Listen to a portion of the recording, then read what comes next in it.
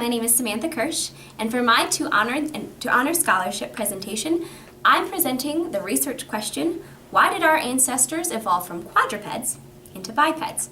And although there is a lot of contention in the scientific community about the exact scientific reason that our ancestors turned from quadrupedal movement to bipedal movement, one thing can be agreed upon by almost all of the scientists who study its origins. It had a whole lot to do with food.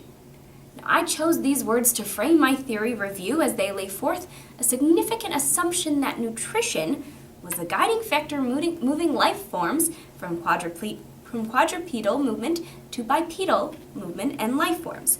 Now, this perspective forms one portion of a debate over conflicting theories of bipedalism.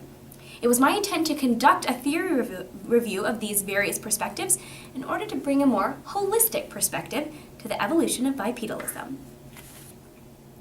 For a methodological approach, I chose to do a theory review by comparing and contrasting a number of the leading bipedalism theories, including the postural feeding hypothesis, environmental food distribution theory, thermoregulation theory, aquatic ape theory, bipedal threat display theory, and hunter-scavenger theory. Now, each of these theories has been distinguished by followers within the scientific community. Each draws upon collected research data, and each lays a partial foundation for understanding the scientific basis of human evolution.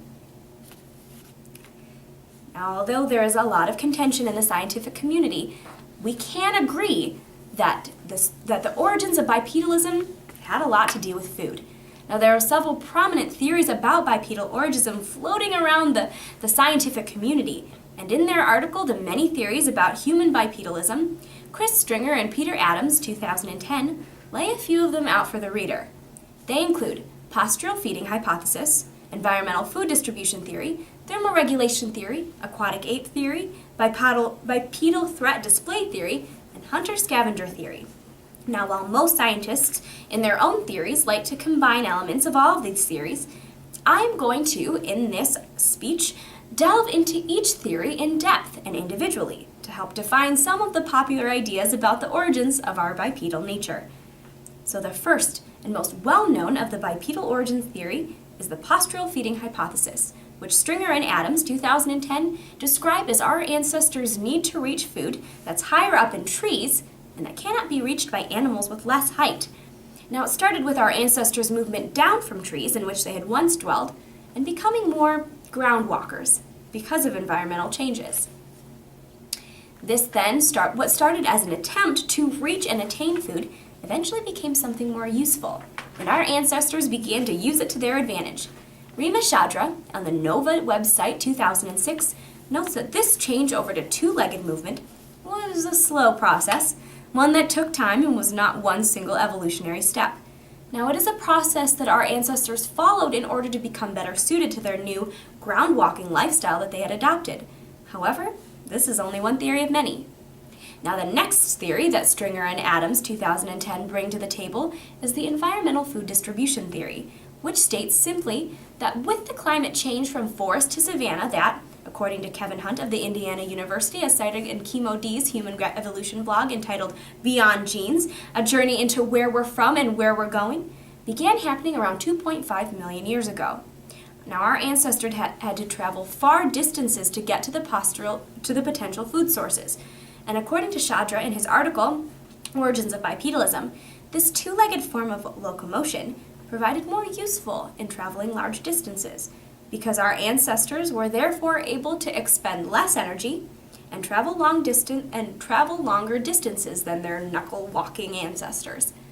Now, the next theory presented by Stringer and Adams, thermoregulation theory, goes hand in hand with the environmental food distribution theory, and states that bipedalism was another effective measure in that when our ancestors had to make their long treks to find food across the savanna, which provided much less shade, they absorbed less sunlight into their skin than their knuckle-walking ancestors, as bipedalism allowed for 60% less of their body to be exposed to sunlight. Thus, on their long-distance scavenges, they were also in need of less water, and didn't need to find shade to rest in as readily, or as often, and they very rarely became overheated.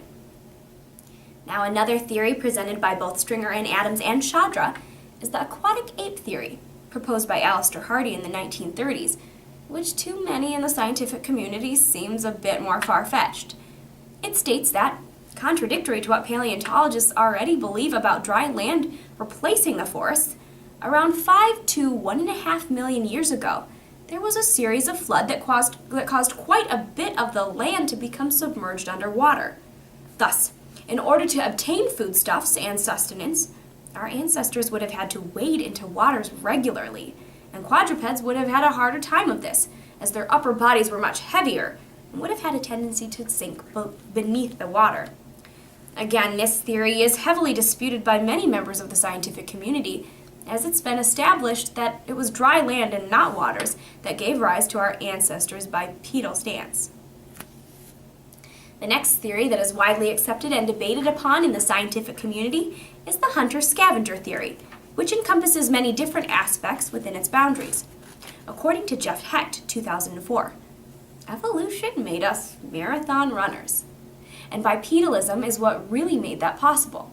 The hunter-scavenger theory states that it was bipedalism that allowed us to have greater stamina for high-speed chases over long distances during hunting, as well as allowing us to scavenge and haul large amounts of food over great distances.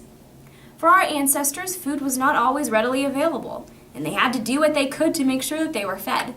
The men, according to Stringer and Adams, would go forth and hunt, having then to haul their food back home after the long chase, and the women would go out and scavenge, sometimes with large amounts to haul home as well. Both sexes, in this way, depended on their ability to have their hands free to haul food home. Jeff Hecht places a great deal of emphasis on long-distance sprinting in his article, Evolution Made Us Marathon Runners, 2004, by stating that our ancestors were seemingly built for long-distance sprinting, and it was this advantage that led to their ability to get food down and thereby bring it home to feed their families. But both of these elements were necessary ones to establishing this theory in the eyes of the scientific community. The final theory is actually one of the most widely accepted and goes well in conjunction with the hunter-scavenger theory, and it is the bipedal threat display theory.